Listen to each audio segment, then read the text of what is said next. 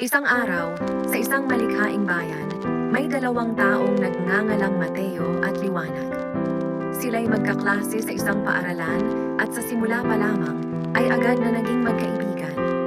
Ngunit sa paglipas ng panahon, unti-unti silang nahulog sa isa't isa. Nag-umpisa ang kanilang pag-ibig sa simpleng pagtulong sa isa't isa sa mga gawain sa paaralan. Habang sila'y nagtutulungan, unti-unti ring lumalalim ang kanilang pagmamahalan. Sa tuwing sila'y magkasama, tila ba nawawala ang oras at masayang nagtatawanan.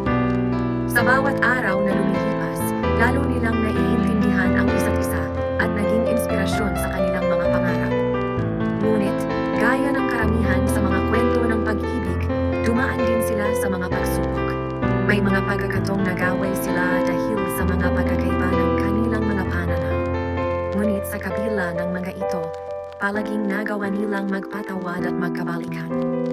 Ang kanilang pag-ibig ay mas pinatatag pa ng mga pagsubok na kanilang hinarap. Sa huli, matagumpay nilang napatunayan na ang totoong pag-ibig ay hindi lamang nasa mga matamis na salita at sandaling ligaya. Ito'y nagmumula sa pag-unawa, tiwala, at pagtitiwala sa isa't isa. At dahil sa kanilang tapat at matibay na pagmamahalan, sila'y nagkasama ng maligaya sa buong buhay nila.